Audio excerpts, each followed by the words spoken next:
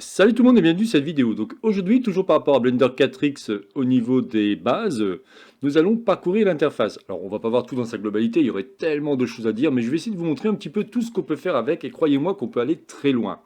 Alors, par exemple, quand vous êtes déjà, alors quand vous débutez bien entendu, vous allez au tout début travailler par rapport à la modélisation. C'est-à-dire que si je me mets en mode édition, avec la touche tabulation, alors avant je vais vous mettre les raccourcis clavier pour que vous puissiez voir ce que je tape, voilà. Si j'appuie sur la touche tabulation, vous voyez que d'un seul coup, mon élément, mon objet qui est ici, va se retrouver avec plein d'options ici. Ces outils-là vont nous permettre de pouvoir modifier le maillage, puisque c'est vraiment ça qu'on va pouvoir faire sur Blender. On va pouvoir travailler soit sur des points, soit sur des arêtes, des faces, et ainsi de suite. Bien entendu, ce qui est très intéressant avec Blender, c'est que celui-ci regorge de plein d'options, de fonctions et ainsi de suite. Et en l'occurrence, ce qui est intéressant avec Blender, donc là je me remets en mode objet, c'est que vous avez ici des presets. Vous avez le preset de modélisation. Vous voyez, on se retrouve exactement pareil que tout à l'heure. Sauf que là maintenant, vous avez directement les outils. Et si vous regardez bien entre le layout et le modeling, j'ai une fenêtre ici qui a disparu. Donc en l'occurrence, ce qu'on appelle le timeline. La timeline, c'est tout ce qui va gérer les animations. Je vous montrerai ça tout à l'heure un petit peu. Après ici par exemple vous avez le sculpting. Si je vous montre un petit monstre, eh bien, le sculpting, là vous avez donc l'objet qui est à l'intérieur de l'autre, vous avez plein de brosses qui vont vous permettre de pouvoir créer des petits monstres comme ça. Ça c'est vraiment génial. Après ici vous avez ce qu'on appelle l'UV editing. L'UV editing c'est qu'en fonction de votre objet qui a été prédécoupé, c'est un peu comme si vous allez mettre une texture qui est en 2D, puisque une texture en général c'est comme une image, c'est en 2D, et vous allez vouloir le plaquer sur un objet en 3D. Eh bien l'UV editing va vous permettre de faire cela. Après, vous avez ce qu'on appelle le texture paint. Le texture paint, c'est que vous allez pouvoir peindre par-dessus directement votre objet pour pouvoir lui faire des couleurs et ainsi de suite. Là, il est en violet parce que je n'ai pas défini pour l'instant de texture par rapport à mon objet. Vous aurez aussi ce qu'on appelle le shading. Le shading, ça va être très intéressant lorsque vous allez vouloir, en fin de compte, pouvoir définir des textures, des couleurs, des effets très spécifiques par rapport à vos objets. Mais rien ne vous empêche, si vous souhaitez faire par exemple de la modélisation et juste de l'impression 3D, vous n'êtes pas du tout obligé d'utiliser ces modes. Ce qui est vraiment génial avec Blender, c'est que c'est un couteau suisse. Celui-ci va pouvoir tout faire. Et quand je dis tout faire, on peut aller vraiment très loin. Ici, vous avez par exemple l'animation. L'animation, c'est que grâce à la timeline, vous allez pouvoir créer des petites animations. Si je vous montre un exemple, là, vous voyez, je vous ai créé un petit fantôme. Et quand je vais lancer ma barre de lecture, donc la lecture par rapport à ma timeline, vous avez une espèce de petit fantôme qui va manger des petits piots. Eh bien, c'est exactement ça. Avec ici une évolution, un départ et ainsi de suite. Eh bien, c'est exactement ça. C'est ce qu'on va pouvoir faire. Alors, c'est très simple ce que je vous montre. Mais ce qu'on va pouvoir faire, c'est ce genre de choses. On peut aller évidemment beaucoup plus loin. Là, par exemple, vous voyez, ça va être une animation de petites boules qui vont tomber. Si je lance ma timeline, vous allez voir qu'il y a plein de petites boules qui vont tomber et qui vont être rangées après par type de couleur. Eh bien, ça aussi, Blender peut permettre de faire ce genre de choses. Ensuite, ici, vous avez le rendering. Le rendering, je vous ai fait un petit rendu rapide, mais comme je dis, il y a l'objet qui est par-dessus, qui est fusionné. On peut en faire un rendu de celui-ci. Ensuite, vous avez aussi le compositing. Le compositing, c'est que si je clique sur ici Use Node, vous allez pouvoir là aussi rajouter différents nœuds qui vont vous permettre de transformer celui-ci. C'est un peu comme des effets, comme sur le logiciel After Effects ou Photoshop. Vous allez rajouter des effets de lumière, vous allez rajouter du brouillard, vous allez pouvoir rajouter pas mal de petites choses par rapport à ça. Un dernier qui est intéressant, c'est ce qu'on appelle le module Geometry Node. Pour cela, il faut que je vous montre plutôt un autre fichier. Voilà. Si je prends le cas de ce fichier, alors ça fait partie d'une formation, je vous en parlerai un peu plus tard, mais je vous ai créé 3 formations au niveau du module Geometry Node pour que vous puissiez bien comprendre comment celui-ci fonctionne. Ce qui est vraiment génial, ce que vous pouvez voir là, c'est qu'il n'y a aucune création qui a été faite au niveau de la modélisation, tout a été fait par des mathématiques. En l'occurrence, je m'explique, si je viens ici, quand je vais cliquer sur Geometry Node, vous allez voir qu'on va avoir plein de boîtes de partout.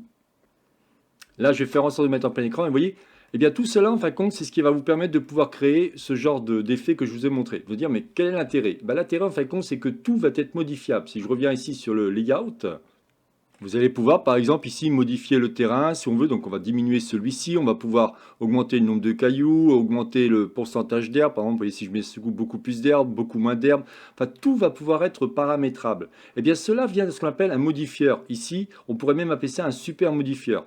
Je vous en parlerai dans une autre playlist où je vous expliquerai comment fonctionnent les modifieurs. On verra ça un petit peu au niveau des outils de base par rapport à Blender, mais je n'irai pas très loin, puisqu'il y a vraiment beaucoup de choses à dire dessus. Voilà donc ce que je voulais vous expliquer au niveau du module Geometry Node. Quand je continue ici, quand je viens ici sur le scripting, vous allez pouvoir, si vous souhaitez, mettre là aussi des scripts qui vont permettre, par exemple, j'ai fait récemment un script en Python qui va me permettre de pouvoir supprimer toutes les couleurs si je veux d'une scène qui me dérangeait. J'avais fait une scène complète de différentes informations et je voulais récupérer celui-ci et le mettre dans un autre logiciel et pouvoir placer les textures. Eh bien, en Python, vous pouvez faire si vous souhaitez cela. Voilà, par exemple, un exemple de code. Eh bien, grâce à ça, vous pouvez supprimer tous les différents éléments. Alors après, on peut aller beaucoup plus loin. On peut même créer des add-ons. Il y a des gens qui sont payés pour ça, pour créer des add-ons en Python. Il faut savoir que Blender a été conçu en C++. C'est un langage de programmation. C'est un langage donc objet. Et grâce à ça, il a pu créer cette interface. Mais on peut après par-dessus greffer ce qu'on appelle du Python pour pouvoir faire cela. Bon, après, ça, je vous ai sûrement perdu au niveau de tout ça, mais je vais vous montrer qu'il existe énormément de choses sur Blender.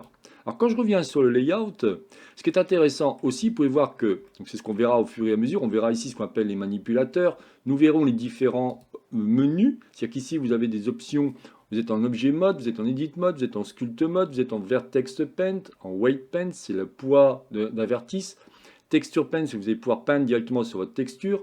Vous aurez appris les différents menus, que cela soit le view, select et ainsi de suite. Bon, ça encore, c'est pas trop important. Ce qui est intéressant, ça s'appelle les transforms orientation. Vous allez pouvoir transformer vos orientations en fonction d'un type global, local, normal et ainsi de suite. Ça, on en reparlera en temps voulu. Quelque chose d'intéressant aussi, ce qu'on appelle le transform pivot point. Vous verrez qu'il est très utile quand on va commencer à faire nos premières créations. Ici, vous avez le snapping extrêmement intéressant pour pouvoir snapper, c'est-à-dire aimanter plusieurs éléments entre eux exactement à l'endroit où l'on souhaite. Après ici, vous avez ce qu'on appelle l'édition proportionnelle. C'est grâce à ça, vous allez pouvoir par exemple créer des paysages, vous allez pouvoir déformer quelque chose et ainsi de suite. Donc par exemple, donc là j'ai supprimé mon petit personnage. Si je viens ici et que je prends un vertice, je suis ici, j'appuie sur G, je vais pouvoir en fin de compte créer une influence en fonction de ce que je veux. Donc là j'ai le snapping qui est activé, c'est pas terrible. Donc si j'appuie sur G, regardez, on va pouvoir, en fonction de l'influence de mon cercle, je vais pouvoir jouer là-dessus. Donc ça peut être extrêmement intéressant. On pourra même faire des animations, des choses comme ça, comme des visages qui se déforment en mettant des clés d'animation. Enfin voilà, on peut vraiment faire des superbes trucs par rapport à ça.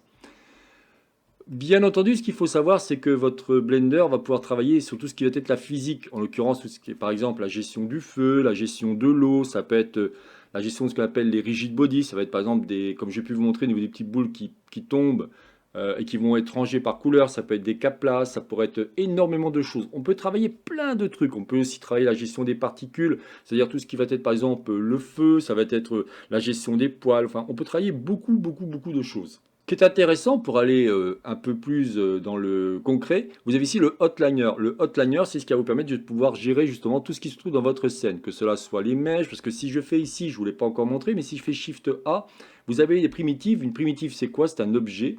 Par exemple, ça peut être un plane, ça peut être un cube, ça peut être un circle, donc un cercle, qui va vous permettre, grâce à ça, de partir et pouvoir faire la forme de départ. Eh bien, c'est exactement ça.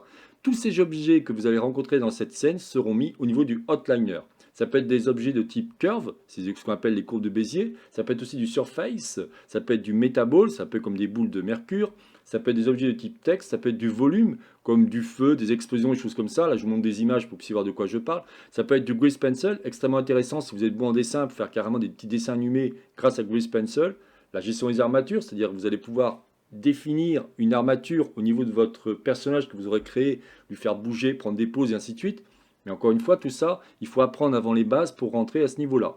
La gestion des lattices, vous allez pouvoir mettre une cage autour d'un objet et d'un seul coup pouvoir transformer celui-ci. Les empties, extrêmement intéressants, c'est des objets qui vont être non vus par la caméra, mais on va pouvoir créer des interactions avec vos objets. On pourra mettre des images, on pourra mettre évidemment toutes sortes de lumières, des caméras, même des haut-parleurs, ou ce qu'on appelle les force fields, c'est-à-dire la gestion des forces. Ça va être des vertex, des vents, et ainsi de suite. Vous voyez que Blender regorge d'énormément de choses. Et croyez-moi, je ne vous ai pas tout montré. Quand on vient ici, vous avez en fin de compte la totalité de ce qu'il peut faire. Donc par exemple, ça va être du vidéo sequencer si vous souhaitez faire du montage vidéo. Vous allez pouvoir faire tout ce qui est graph editor, le non-linéaire animation, et ainsi de suite. C'est tout ce qui va être lié à animation par rapport à un personnage, par rapport à des objets que vous souhaitez lui créer des animations, et ainsi de suite. Vous avez beaucoup de choses. Tout ce qui va être, comme je vous disais ici, alors, c'est Text Editor, c'est tout ce qui va être par rapport au Python, donc la programmation. Ici, les Asset Browser, ça va être par exemple tout ce qui va être la gestion de... dans des dossiers à part, vous allez pouvoir créer vos différents objets et faire des glisser-déposer pour poser cela. Vous voyez, ne pas hésiter à me poser des questions par rapport à Blender s'il y a des thématiques que je n'aurais pas évoquées. Mais il faut savoir que moi, je travaille sur la version Blender depuis la... Alors, c'était la... Alors, c'est pas 2.7, c'était la... 2.48, quelque chose comme ça, donc c'était vraiment une vieille version. Je vous montre de quoi je parle au niveau de l'image, et de suite, vous voyez qu'évidemment, il y a eu plein d'évolutions. Mais quoi qu'il en soit, c'est toujours intéressant de se pencher. Vous pouvez pas tout faire sur Blender, bien entendu, mais ça peut être très intéressant selon ce que vous souhaitez faire. Est-ce que vous êtes dans la décoration intérieure? Est-ce que vous êtes dans la sculpture? Est-ce que vous êtes plutôt dans l'impression 3D? Est-ce que vous voulez travailler des pièces en métal et après pouvoir, pourquoi pas, les utiliser en d'autres logiciels? Est-ce que vous souhaitez faire tout ce qui est les mathématiques avec la géométrie node? Est-ce que vous souhaitez plutôt faire du montage vidéo? Est-ce que vous souhaitez plutôt faire de la programmation avec le Python? Vous voyez, il y a plein de thématiques qui vont pouvoir s'agglomérer entre eux.